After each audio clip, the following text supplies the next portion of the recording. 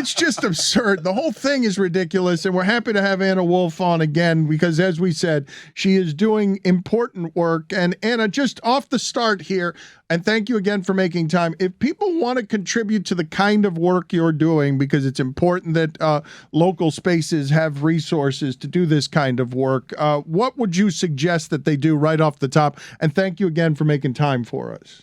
Yeah, thank you so much for having me again. We do have a donate button at the top of our website, which is MississippiToday.org. We do operate on donations and foundational support. So yeah, please support us if you support this work. We covered some of this ground before, but just for people who are new to the conversation right now, because there have been updates since last time we talked to you, can you just explain to the people just why it is you're involved in this kind of journalism, how poor Mississippi is, and why this is a spiritual endeavor for you that is often quite thankless, with powerful people not wanting you to get at some of the information you're trying to get? Yeah, Mississippi is the most impoverished state in the country. So about 1 in 5 people live in poverty here in Mississippi. I think that we have a huge issue with generational poverty. You know, across the country, a lot of people are living in situational poverty. It doesn't last very long. But here we have, you know, deep systemic generational entrenched poverty as a result of our history, which overlaps with race and racism, of course. And I kind of just wanted to get at the heart of that poverty question. Like, why can't Mississippi get off the bottom, right? And it seemed like a pretty obvious way to start would be to look at our social safety net programs. The Department of Human Services in Mississippi is the agency that administers federal safety net funds. You know, what are we doing with this money that we get from the feds every year to solve poverty? I wasn't seeing it. I wasn't seeing the results. So I kind of started grilling the agency back in 2017, 18, 19, trying to get records to show what they were doing with this program, and just hit barrier after barrier in getting information, lots of intimidation and gaslighting. But eventually all of the work sort of culminated to the auditor making 6 arrests back in 2020. And ever since then, it's just been kind of a mad dash to figure out what happened to all of this money that was misspent, which sounds like was near $100 million in total. How much of that money do you think was spent the way it was intended out of $100 million? Far as you can tell. About $100 million is what they're questioning, which means that the money was spent in a way that was in violation of federal regulations, or was spent without proper documentation so that auditors couldn't tell if the money was spent legally or not, which essentially means that it's not legal, right? If you don't have documentation. So, I mean, I'll tell you that a lot of the programs that we were supporting with this money are things that you and I might find valuable to society, things like autism centers and support for children with intellectual disabilities, things that, you know, you and I might find valuable, but weren't necessarily geared to low income people and therefore shouldn't have been supported with these particular dollars. Let's go through real quickly before we get to the Brett Favre portion of this. Can you just explain to us, beyond those numbers, the water crisis, the poverty crisis in Mississippi right now, as you go door to door on some of this reporting, is what? Just so that people understand who is being stolen from here. Yeah, so it's hard to separate the story about TANF, this federal fund, temporary assistance for needy families, from the foster care story and the story about family separations in Mississippi. So a lot of the time, the families that we're talking about who could be supported with these dollars are families that are being separated. You know, we have a huge foster care population for our size, and these are children who have been taken from their homes and placed with foster care families or others. You know, instead of being kept with their parents and supported with some of these dollars, you know, that money can be used to, for example, put a bed in the home or make sure that the lights and water are on in the home. And those are the kinds of things that could keep families together when they're instead being separated because of, you know, reasons of neglect. But I mean, the population living in poverty in Mississippi is huge comparatively. And, you know, these are good people. We have great people in Mississippi, and it's just terrible what's happened, that this money has been diverted away from the people who needed it most. What can you tell people about the latest developments since the last time we talked that are the most important developments as the flames continue to accelerate around Brett Favre? So the reason that this story blew up here about a month ago is because of new text messages that were entered into court within this state civil suit that the state is bringing against 38 people or companies that received this money improperly. And the texts are being put forth because Nancy New, who is a nonprofit founder who has already pled guilty to many charges, many crimes related to the spending of these funds, she's being sued now civilly, and she has subpoenaed the former governor, Phil Bryant, as part of her defense in that suit. She's saying, hey, I mean, I'm taking responsibility for what I've done. I've already pled guilty over here, but y'all are ignoring the fact that this was state sanctioned. This was coming from the top. In some cases, the governor was directing me to do these things. And so she has subpoenaed Phil Bryant's communication, specifically surrounding the volleyball project, where $5 million in welfare funds was used to build a volleyball stadium at Southern Miss. And she wants that communication to support her defense that Phil Bryant was really the one, operating this. And Phil Bryant has objected to that subpoena. There's been a sort of court battle as a result of that. And both sides have presented text messages to support their side in this fight over whether the subpoena will be followed or not. So Nancy New's side put forth text messages between her and Favre that showed them discussing the volleyball stadium.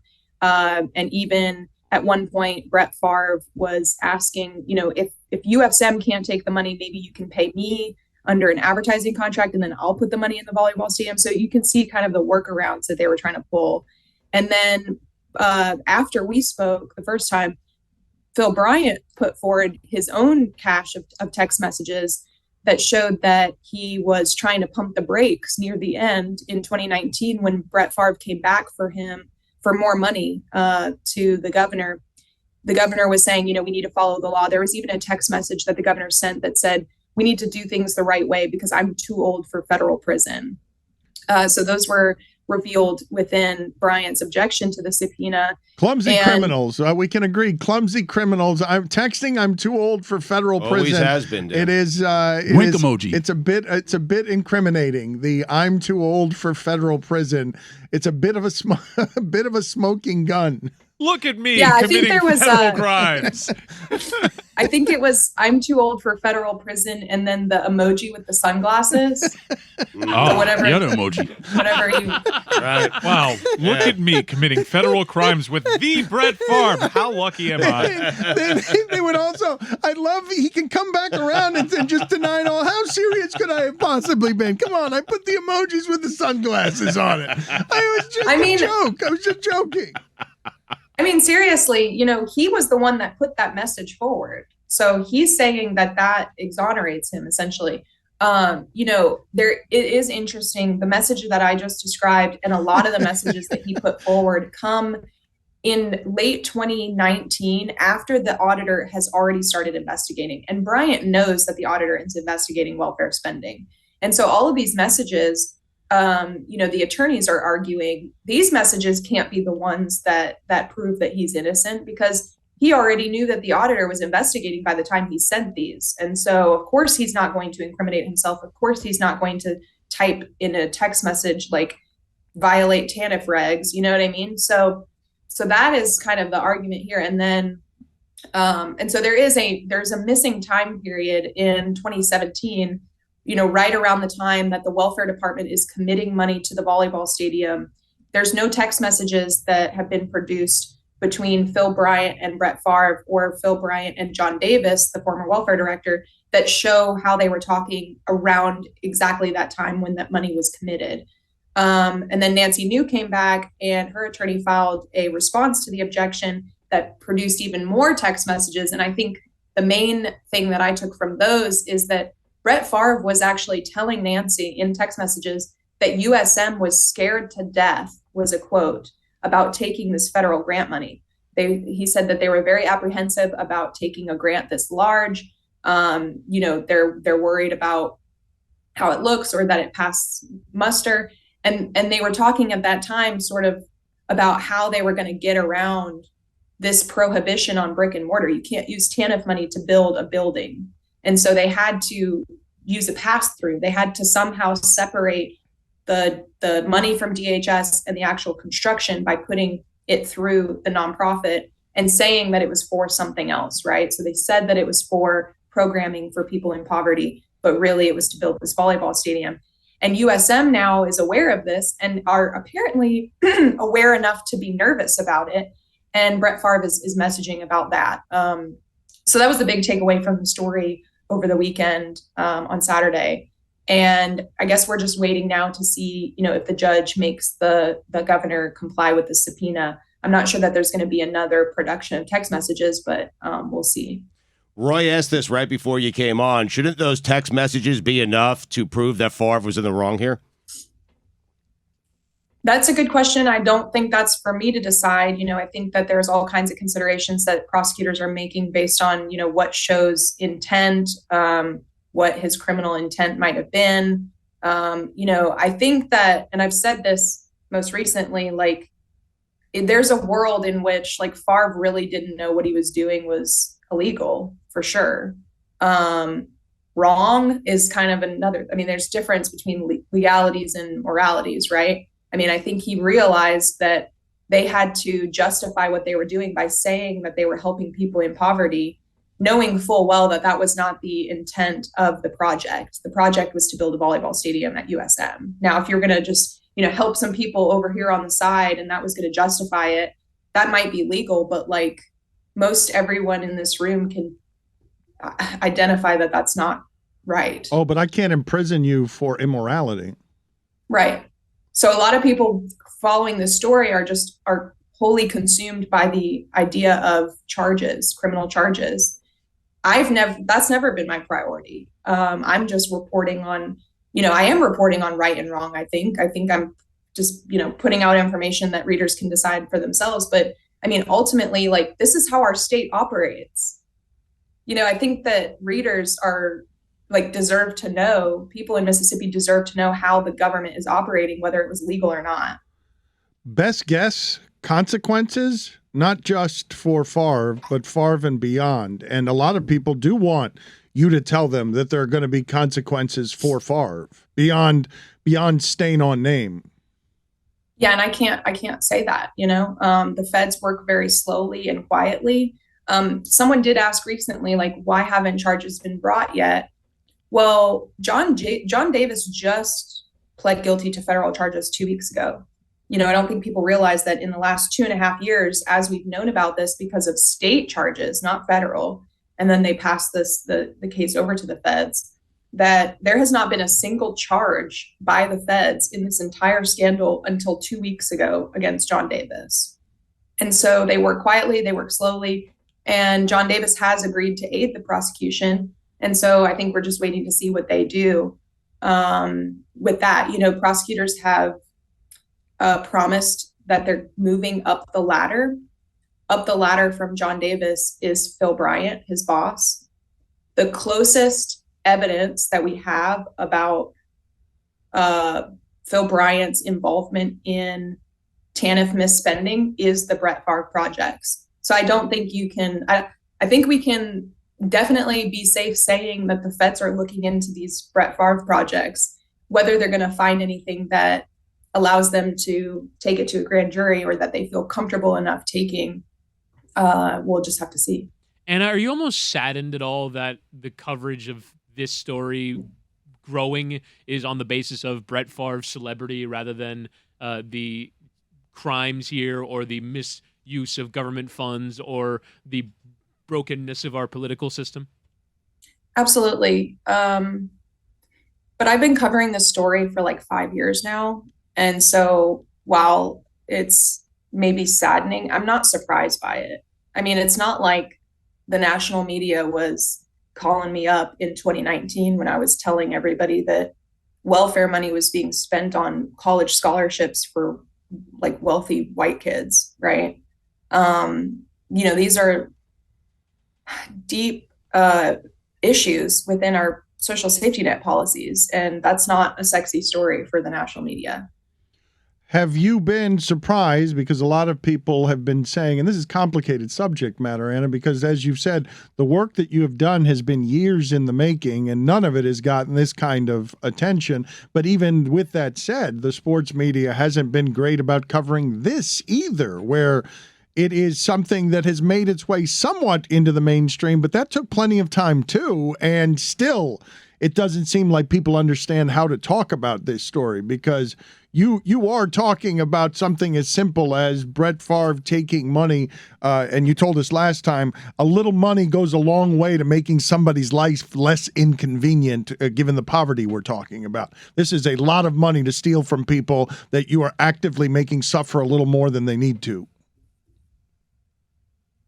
Yeah, I actually have been kind of impressed and thankful for some of the sports reporters and sports media. I mean, I've done interviews now with a lot of different stations, and I think the sports people get it. I think that they get that these are larger issues based on the questions that they've been asking. I mean, we started this whole show talking about my reporting and poverty and social safety net, policies. So I haven't seen the entirety of media that's been out there from the sports stations, but I actually appreciate the way that a lot of the sports folks sort of are good about making that intersection, between sports and culture and society. So look, I'm just not surprised, You say you're not surprised, but it's got to be a daily kind of disheartening, right? You have to feel like Don Quixote. This is actually a breakthrough. In your 5 years of reporting, you're finally getting people to pay attention. However it is you got them to pay attention to something, you're now getting them to pay attention to 5 years worth of exhaustive reporting with a whole lot of obstacles on it. I cannot express to the audience how many powerful people with wealth would do a great job of presenting her with a whole lot of roadblocks so she would have never gotten to the truth of this story. It's hard work what you do. It is, yeah. I identified that from the beginning in 2020. When Brett Favre's name first came up, I had been my first records request to the department trying to get at this issue was in 2017. It took a year fighting over this records request, and I finally made a complaint against the department in 2018. Fast forward 2020 is when Brett Favre's name comes up, and I'm like, this might be actually the thing that makes people care. But then it took another 2 years, and of course the pandemic probably had something to do with that, but another 2 years, and text messages where Brett Favre was saying, is there any way that the media can find out? I think was the big, that was the always communication has been. that really blew us. He always Very has sloppy, been a I'm clumsy telling you. criminal. Yeah. Always has been. We asked you this last time you were on with us, amazing. and I want to ask you again. Over the last week or since the last time you were on with us, what's the time that you called your friends or came home and were like, holy shit, you're not going to believe this thing I've been talking about way too much around us lately, and you guys are sick of hearing, you're not going to believe what happened this time. You're not going to believe what was found this time. Yeah, I mean, I think that I'm desensitized to it now. So when I pulled up the text messages and I saw that, and I think this was before. No, this was after we spoke. So I pulled up these text messages, and there was one from Brett Favre that said, can we, someone had mentioned maybe we could use the prison industries to build something related to the volleyball stadium. I mean, he's talking about using prisoners. It's always been a clumsy kind of eye-opening. criminal. And then, always has been. Oh, and we know this about him. He's always been a clumsy criminal. He was asking, not only do I want to steal from the poor, but can I use the prison system to build the volleyball stadium for my daughter? Incredible. I think the text messages related to USM were pretty out there as well. Where he's saying can't make it that up. They're scared to death to take this money. It's like, why was no one yielding to these breaks? Anna, thank you again for the reporting that you're doing and continue to do. You have done. Again, MississippiToday.org. We ask our listeners to donate to causes that are worthy. She is doing something worthy for a whole lot of people that not enough people care about. Anna, thank you again. Appreciate the time. and the reporting. Thank you. Thank you so much.